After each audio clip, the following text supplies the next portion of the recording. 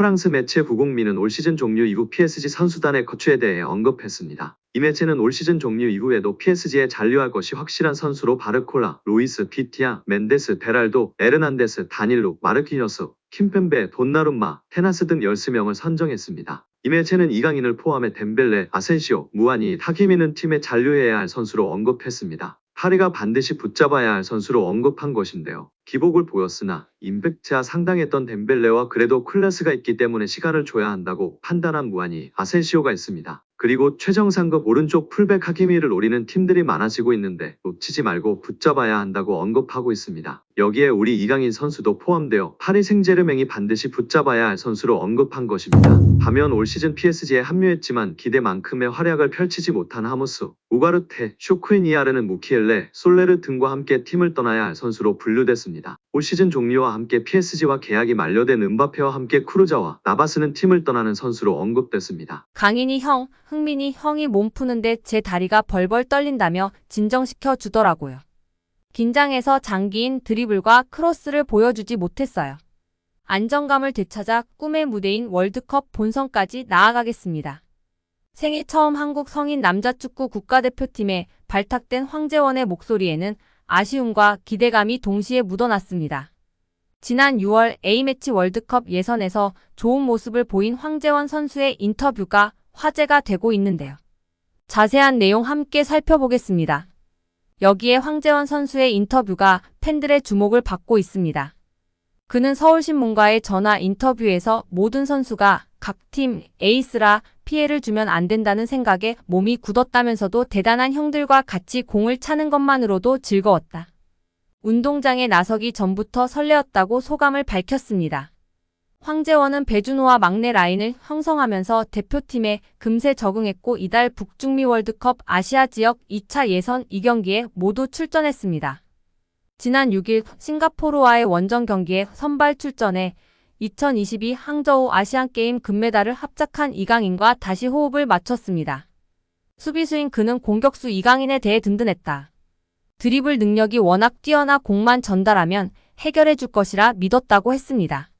그는 이어 지난해 항저우에서는 또래 선수들과 편한 마음으로 뛰었다.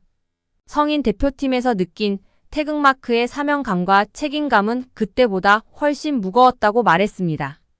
이어 강인이 형, 흥민이 형이 몸 푸는데 제 다리가 벌벌 떨린다며 진정시켜 주더라고요. 긴장해서 장기인 드리블과 크로스를 보여주지 못했어요. 안정감을 되찾아 꿈의 무대인 월드컵 본선까지 나아가겠습니다. 라며 자신의 챙겨준 형들의 고마운 마음을 전했습니다.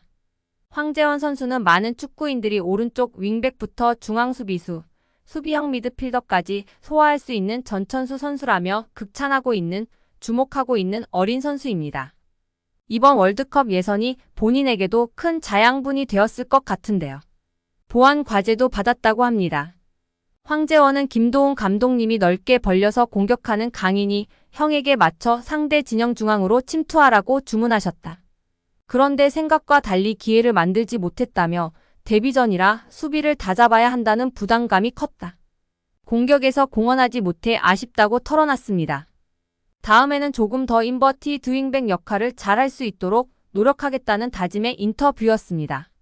여기에 스페인 마르카는 파리 생제르맹의 이강인이 두 번째 집으로 여기는 마요르카에서 며칠간 휴가를 즐기기 위해 팔마에 도착했다. 클럽의 허가를 받아 마요르카 훈련장에서 운동할 것이다라고 보도했습니다. 이강인에게 마요르카는 특별한데요.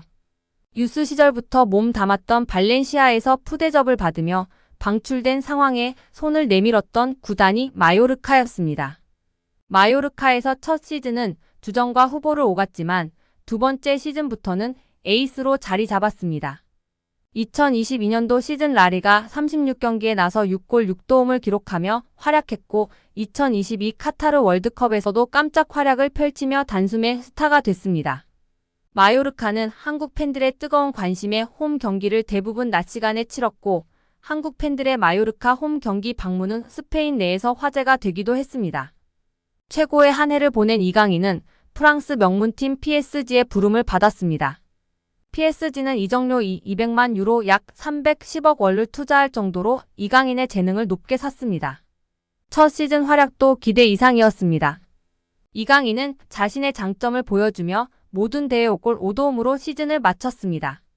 프랑스 리그앙 우승과 더불어 트로페 대 샹피용, 쿠프 드 프랑스 우승으로 상관왕에도 성공했습니다. 이강인은 시즌 중에도 마요르카를 방문하는 등 친정팀에 대한 애정을 보인 바 있습니다. 11월 카디스와 라리가 경기를 보기 위해 마요르카를 찾았습니다. 이 매체에 따르면 마요르카 팔마에 위치한 집도 구매했습니다. 원할 때마다 자유롭게 마요르카로 돌아가 휴식하기 위함으로 여겨지고 있습니다. PSG 이적 후에도 마요르카에 대한 감사를 공개적으로 전한 바 있습니다. 이강인은 PSG 공식 유튜브 채널에서 마요르카에 대한 애정을 밝히기도 했었는데요. 그는 코칭 스태프와 모두에게 감사한다. 잔류에 성공한 첫 시즌은 매우 특별했다. 그 다음에는 9위를 차지했다. 정말 도움이 될 수 있다는 걸 보여준 해여서 굉장히 특별했다. 죽을 때까지 감사해야 하는 클럽이다라고 말했습니다. 이강인의 득점은 축구 국가대표팀의 승리를 부릅니다. 이강인은 싱가포르 원정 경기에서 멀티골을 터뜨리며 7대0 대승에 앞장섰습니다. 11일 서울 월드컵 경기장에서 열릴 중국과 최종전에서도 그의 발끝에 기대를 걸 만한데요. 두 곳 모두 출중한 개인 능력이 뒷받침됐습니다. 이강인은 전반 9분 상대 페널티 박스 안에서 화려한 속임 동작으로 수비수를 제친 뒤 강력한 오른발 슛으로 선제골을 뽑았습니다.